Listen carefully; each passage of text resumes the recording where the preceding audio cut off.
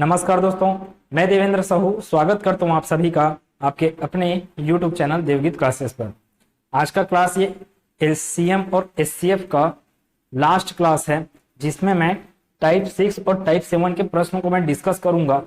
यहाँ इस क्लास में मेन जो आज का जो क्लास है वो रहेगा आपके एचसीएफ पे आधारित रहेगा। एचसीएफ कैसे निकालते हो आप, स्कूल में आप कैसा मेथड यूज करते थे, यहाँ पे हम कैसा मेथड यूज करेंगे उस चीज को सीखेंगे। ठीक है, तो इससे के पहले के सभी वीडियो आप नहीं देखे हो तो चैनल के प्लेलिस्ट में जाइए, पूरा सीक्वेंस से वीडियो को देखते जाइए। और ये क्लास आज खत्म होगा, उसके बाद मैं दशमलव प्रणाली वाला क्लास करूंगा मैं, उसके बाद मेंसुरेशन में मैं जाने वाला हूँ।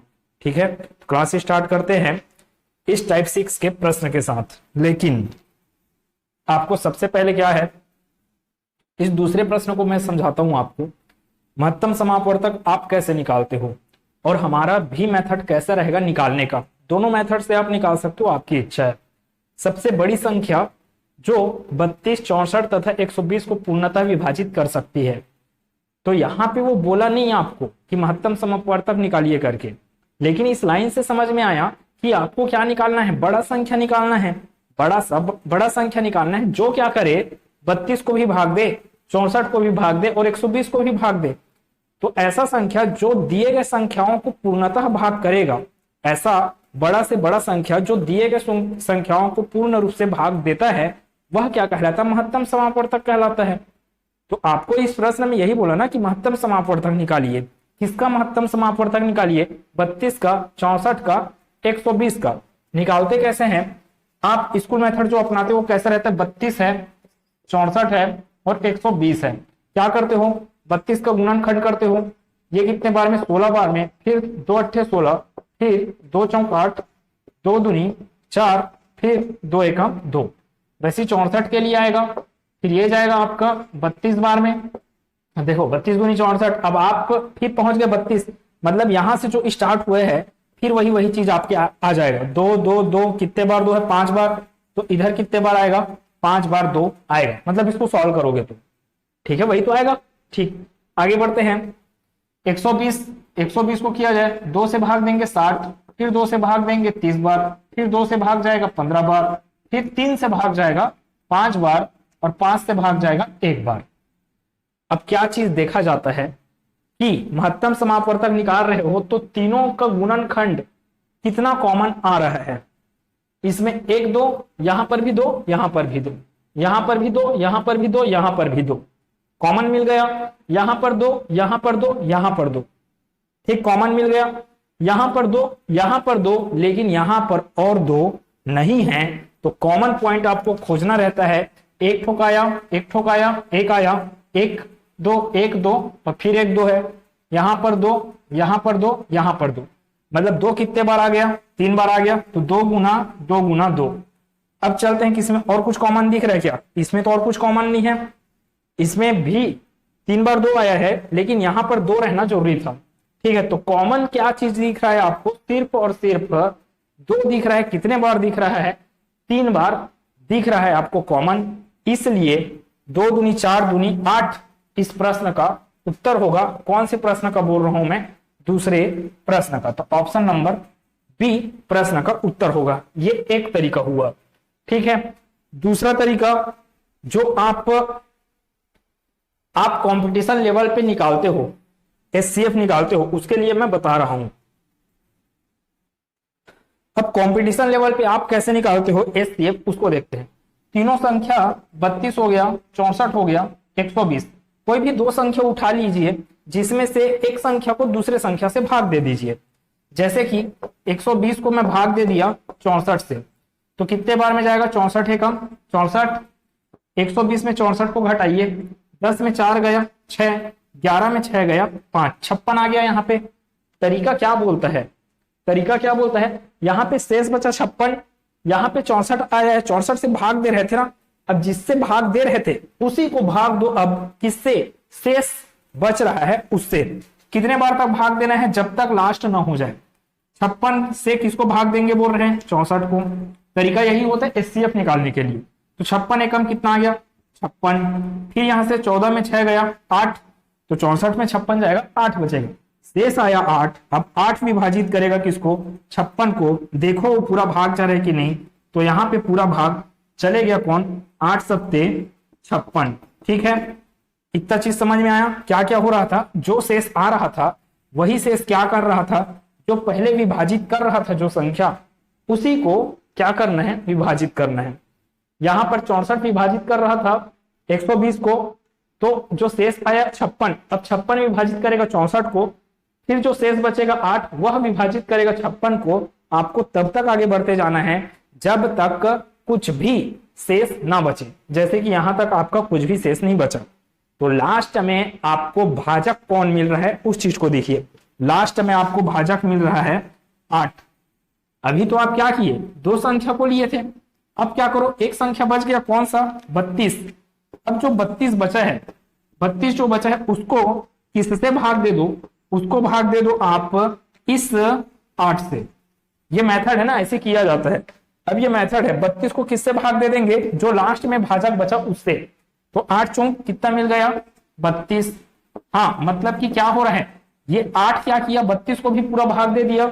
इसका मतलब ये हुआ कि यही 8 64 को भी पूरा तरह से भाग देगा, यही 8 120 को भी पूरा तरह से भाग देगा, और यही 8 32 को भी पूरी तरह से भाग देगा। और 8 से बड़ा ऐसा कोई भी संख्या नहीं है जो इन तीनों संख्याओं को पूर्ण रूप से भाग दे पाए। ठीक है, तो ये हुआ आपका महत्तम समापवर्तक निकालने का एक दूसरा तरीका।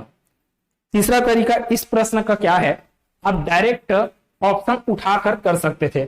आपको सबसे बड़ा संख्या बोला गया है, ध्यान दीजिए, चारों ऑप्शन में से सबसे बड़ा संख्या कौन सा है, तो 32 है। 32 से भाग देने जाओगे 32 को तो वो चले गया, 32 से 64 को भाग देने जाओगे वो भी चले जाएगा 2 बार में। लेकिन ये भाई साहब 120 भाग नहीं जाएगा, इसका मतलब हुआ कि 32 ऑप्शन नहीं हो सकता आपका सही। ठीक, ये मेथड बता रहा हूं मैं ऑप्शन से करने का। फिर क्या है, 16 से भाग देने जाओगे तो 16 दूनी 32, 16 चौक 64, लेकिन 16 120 को पूरा तरफ से भाग नहीं दे सकता है। ठीक है, तो ये 16 भी ऑप्शन नहीं हो सकता। अब उससे बड़ा, उससे छोटा कौन है, 16 से 10 है, तो 10 को चेक कर लो। 10 से भाग दोगे तो 32 और 64 तो जाएगा ही नहीं। तो आपके पास भाई एक ही ऑप्शन बचा है, कौन सा ऑप्शन, ऑप्शन नंबर बी। तो उसी को आप क्या करोगे, करेक्ट आंसर करोगे। इसका स्क्रीनशॉट ले सकते हैं। मैं पहले प्रश्न को अब आपको समझा रहा हूं, अगर ये सब बातें आपको समझ में आया है तो। देखते हैं क्या चीज बोला गया, 216, 288 तथा 720 का आपको क्या चाहिए, महत्तम समापवर्तक। फिर वही दो तरीका है, या तो स्कूल मेथड से निकालिए। अब स्कूल मेथड से निकालोगे आप तो हो सकता है थोड़ा ज्यादा टाइम लगे आपको। मैं क्या करता हूं, जो दूसरा तरीका अपनाया है ना, पहला प्रश्न के लिए दूसरा तरीका 216, 288, 720।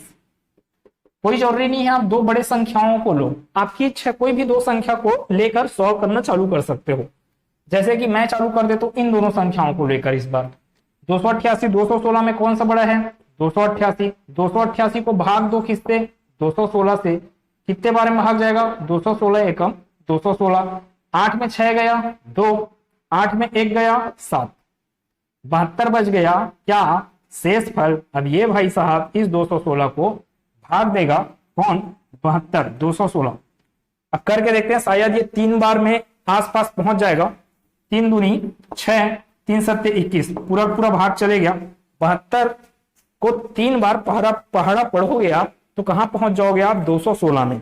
इसका अर्थ क्या हुआ कि 72 3 बार में भाग दे रहा है किसको, 216 को, अर्थात लास्ट में आपका भाजक कौन मिला, 72। अब यही 72 अगर इस 720 को पूरा का पूरा, यही 72 अगर इस 720 को, जो लास्ट संख्या बच गया आपके पास, इस 720 को पूरा का पूरा अगर भाग दे देता है, इसका मतलब क्या हो जाएगा, इन तीनों का HCF क्या होगा, 72 ही होगा। जैसे 72 इसको कितने बार में भाग देगा, 20 बार में भाग देगा, सॉरी 10 बार में भाग देगा ना, 0 आया, फिर वही शून्य शून्य करके आपका लास्ट कैंसल आउट हो जाएगा। 72 आपका क्या मिल गया, यहाँ पे HCF मिल गया। एक तो ये दूसरा तरीका है जो सबसे अच्छा लगता है मेरे को। आप गुणनखंड करते रहोगे तो थोड़ा टाइम लगता है स्कूल मेथड से। तो अपने पास आंसर क्या है प्रश्न का, महत्तम समापवर्तक ऑप्शन नंबर ए। मैं ज्यादा टफ वाले टाइप में नहीं जा रहा हूं, इसलिए आपको अगर मैं पढ़ाते रहूंगा तो यही चैप्टर आपको समय लग जाएगा अच्छा खासा। आपका जो एग्जाम है, जिस लेवल का एग्जाम है, कैसे प्रश्न पूछा जाना है, उन प्रश्नों को ही मैं यहाँ पे ले रहा हूं, उसी को ही उसी के हिसाब से जो मैं टाइप यहाँ सेलेक्ट किया हूं और उसी को मैं आपको समझाने का प्रयास कर रहा हूं। ठीक है, अब लास्ट टाइप इस चैप्टर का, टाइप 7। देखो टाइप 7 बहुत सरल है। कभी भी एक बात याद रखिए कि कोई भी संख्या, जो संख्या है, जैसे कि ये 14 हो गया और ले लिया जाए 28, ठीक है, या 14 या फिर 21, 14 और 21, इसका आप अगर HCF निकालने जाओगे तो इसका HCF आएगा 7, क्योंकि 7 क्या कर देगा, 14 को भी पूरा डिवाइड कर देगा, 21 को भी क्या कर देगा, वो पूरा का पूरा डिवाइड कर देगा। 7 से बड़ा संख्या ऐसा कोई नहीं है जो 14 को भी और 21 को भी पूरा का पूरा विभाजित करे। ठीक, इतनी बात, मतलब कि इन लोगों का HCF कितना आ गया, HCF कितना आया, 7। अब ध्यान दीजिए, इस 14 को कैसे लिख सकते हो आप, 7 गुना 2। इस 21 को कैसे लिख सकते हो आप, 7 गुना 3। समझ में क्या आया कि दी गई संख्याएं अपने HCF का क्या होती हैं, गुणज होती हैं। गुना है ना भाई, 2 गुना है यहाँ पे, जो 14 है वो अपने HCF 7 का कितना गुना है, 2 गुना है। वैसी दी गई संख्या 21 वो अपने HCF 7 का कितना गुना है, 3 गुना है। मतलब कि हर संख्याएं क्या होती हैं, अपने HCF के गुणज होते हैं। मैं जो बात बोला उस बात को अच्छे ध्यान से समझिए ताकि ये प्रश्न सॉल्व करने में आसानी पड़े। ठीक है, अब देखो टाइप 7 का पहला प्रश्न क्या बोला, यदि दो संख्याओं का अनुपात क्या है, 3:2 है, 3:2। जैसे कि ये संख्या किस अनुपात में है, 7 दूनी 14, 7 या 21। अगर भाग दूंगा मैं तो ये दोनों संख्या 14 और 21 किस अनुपात में दिख रहे हैं आपको, 2:3 में। अगर मेरे को ध्यान से सुनना, अगर आपको अनुपात दिया है और आपको HCF दिया है तो आप संख्या आराम से प्राप्त कर सकते हो। मेरे को 14 और 21 नहीं पता है, 14 और 21 नहीं पता है। मेरे को पता है कि इन दोनों संख्याओं का, जो मेरे को नहीं दिया गया, उन दोनों संख्याओं का अनुपात दे दिया गया है 2:3, और दे दिया है मेरे को क्या चीज, इन लोगों का HCF। इन दोनों संख्याओं का क्या दिया गया, HCF। तो ये जो संख्या रहेगा वो संख्या क्या होगा, अनुपात का गुणा कर दो HCF से, अनुपात का गुणा कर दो HCF से, आपको वो दोनों संख्याएं मिल जाएंगी। क्या बोले, अनुपात का गुणा कर दिए HCF से, 2 का गुणा कर दूंगा मैं 7 से, मेरे को मिल जाएगा 14। यही तो था संख्या पहले। वैसे 3 का मैं 7 से गुणा कर दूंगा, क्या मिल जाएगा, 21। तो यही वाला कॉन्सेप्ट आपके इस प्रश्न में लगने वाला है। कैसे बनेगा प्रश्न, बहुत सरल है। देखिएगा, यदि दो संख्याओं का अनुपात, पहला प्रश्न दिया है 3:2 है, दोनों संख्याओं का अनुपात, उनका महत्तम समापवर्तक HCF कितना है, 15 है। HCF कितना है, 15। इन लोगों का अनुपात कितना है, 3:2। संख्या क्या होगा, तो बोले ना 3 का गुणा कर दीजिए 15 से, पहला संख्या मिल जाएगा 15 तिया 45। 2 का गुणा कर दीजिए 15 से, 15 दूनी 30। ठीक है, मतलब कि पहला संख्या मिला आपको 45, दूसरा संख्या मिला आपको 30। ठीक है, एवं उनका महत्तम समापवर्तक कितना बोला, 15। तब उनका लघुत्तम समापवर्तक कितना होगा, ये आपको पूछ रहा है। उनका लघुत्तम समापवर्तक पूछ रहा है। अब आप दिमाग दौड़ाइए, फार्मूले में जाइए। कौन से फार्मूले में, LCM into HCF equal to दोनों संख्या, पहली संख्या है ना, फर्स्ट संख्या इंटू सेकेंड संख्या करके। पहला संख्या आपको क्या दिख रहा है, 45, पहला संख्या 45 गुना दूसरा संख्या कितना दिख रहा है, 30। LCM कितना दिख रहा है, तो वही तो निकालना है आपको, प्रश्न में यही बोला गया, गुना HCF कितना है, दोनों का HCF कितना दिख रहा है, 15। तो यहाँ पे 15 कुछ नहीं करना है, LCM बराबर क्या आ जाएगा, 45 गुना 30/15। 15 एकम 15, 15 दूनी 30, 45 दूनी 90। ये आपके प्रश्न का उत्तर है। LCM कितना आएगा, 90 आएगा। उम्मीद है समझ में आया होगा ये चीजें। अब देखो ऑप्शन में कहीं तो 90 लिखा नहीं है। मैं जानबूझ के इस प्रश्न में आपको ऑप्शन दिया था 90, उसको मैं यहाँ पे नहीं सिलेक्ट किया, आपको थोड़ा सा और ज्यादा अच्छे से समझाने के लिए। 45 दिया है, 30 दिया है, एक ऑप्शन दिया है ज्ञात नहीं किया जा सकता करके, एक ऑप्शन दिया है नन ऑफ द एबोव। अब आप जो स्टूडेंट हैं वो एग्जाम में पता तो है 90 आ रहा है, अब सी को मारे कि डी को मारे, ये भी कंफ्यूजन में पड़ जाते हो। देखो प्रश्न में आप क्या किए, आप प्रश्न को सॉल्व करने के बाद आंसर ला पा रहे हो, अर्थात क्या कर पा रहे हो, प्रश्न में से उत्तर ज्ञात कर पा रहे हो। तो ज्ञात नहीं किया जा सकता करके कैसे आएगा फिर आंसर? ठीक है, समझ रहे हैं क्या बोल रहा हूं मैं? प्रश्न में आप उत्तर को ज्ञात कर डाले, अर्थात ज्ञात करने योग्य है यह प्रश्न, वो मतलब कि सॉल्व करने के योग्य है ये, तो सी ऑप्शन नहीं आ सकता। कौन सा आंसर है? 90 है, 90 कहीं पर नहीं लिख रहा है, इसलिए आंसर क्या होगा? नन ऑफ दी एबोव, इनमें से कोई नहीं। ठीक है क्या? स्क्रीनशॉट लेंगे, मैं आगे प्रश्न को हल करता हूं। फिर दूसरा प्रश्न क्या है? दो संख्याओं का अनुपात 3:4, उनका महत्तम समापवर्तक कितना है? 4। तो महत्तम समापवर्तक 4। पहली संख्या दूसरी संख्या क्या होगी? पहली संख्या 3 गुना 4, 3 चौक 12, दूसरी संख्या 4 चौक 16। खत्म प्रश्न। अब उनका महत्तम समापवर्तक 4 है, उनका लघुत्तम समापवर्तक ज्ञात कीजिए बोल रहा है। तो मैं फिर वही फार्मूला जानता हूं, पहला संख्या गुना दूसरा संख्या बराबर दोनों संख्याओं का एलसीएम, गुना दोनों संख्याओं का एचसीएफ। एचसीएफ क्या है? 4 है ना, दोनों संख्याओं का एचसीएफ 4।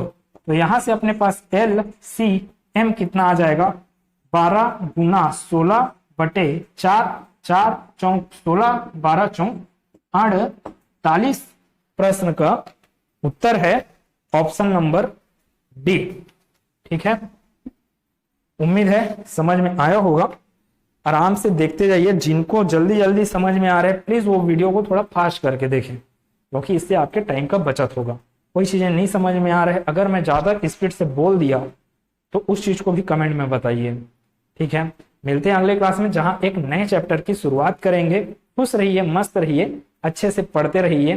धन्यवाद।